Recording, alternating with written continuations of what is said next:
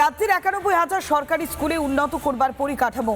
সরকারি স্কুলগুলিতে হবে বিশুদ্ধ জলের ব্যবস্থা, সৌর বিদ্যুৎ ব্যবস্থা এবং বেশ কিছু উদ্যোগ নেওয়া হয়েছে।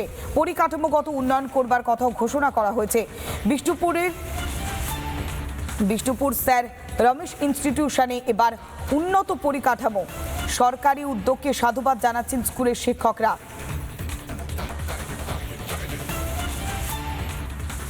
শিক্ষক হিসেবে তো খুব গর্বের বিষয়। তো উনি ইনফ্যাক্ট প্রত্যেকটি আঙ্গিক মানে যা যা একটা স্কুলের প্রয়োজন হয় সেই প্রত্যেকটা দিক নজর দিয়েছেন।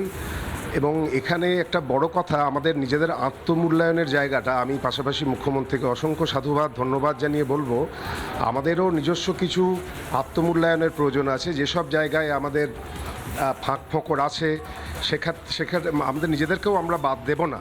এবং আগামী দিনে জাতীয় শিক্ষানীতি যা যা নির্দেশ আসবে সেগুলো যেন অক্ষরে অক্ষরে প্রত্যেকটা স্কুল পালন করে। এই নির্দেশগুলো যদি সঠিকভাবে স্কুল পালন না করে তাহলে সরকারি সদিচ্ছা অনেক ক্ষেত্রেই ফ্রুটফুল হয় না বলে আমি মনে করি।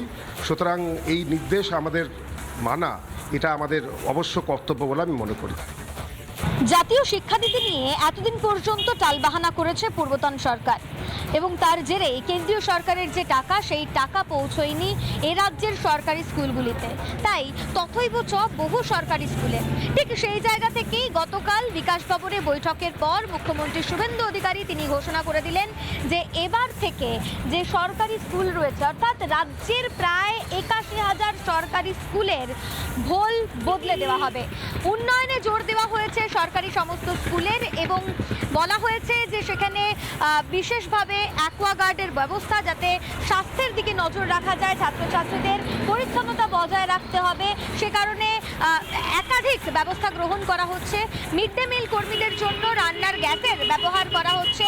এরই পাশাপাশি ভেন্ডিং মেশিন, ছাত্রীদের জন্য স্যানিটারি ন্যাপকিনের ভেন্ডিং মেশিন বসানোর যে কাজ সেই কাজ হবে এবং সোলার সিস্টেম বসানোর যে কাজ সেই কাজও কিন্তু হবে। ঠিক এই জায়গা থেকেই এই মুহূর্তে আমি রয়েছি রাজারহাটের একটি সরকারি স্কুলে।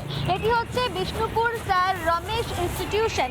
আর এই স্কুলেই শিক্ষকদের সঙ্গে আমি কথা বললাম, যারা বলছেন যে মুখ্যমন্ত্রী যে ঘোষণা করেছেন সেই ঘোষণায় তারা স্বাভাবিকভাবেই ভীষণ খুশি এবং এতে পড়াশোনার মানও উন্নত হবে। স্কুলের যারা পড়ুয়ারা তারাও স্কুলে আসবে এবং তাদের স্বাস্থ্যের কথা, তাদের সচেতনতার কথা মাথায় রেখে যে উদ্যোগ নেওয়া হচ্ছে তাতে কিন্তু স্বাভাবিকভাবেই তারা মুখ্যমন্ত্রীকে সাধুবাদ জানাচ্ছেন, মুখ্যমন্ত্রীকে ধন্যবাদ জানাচ্ছেন।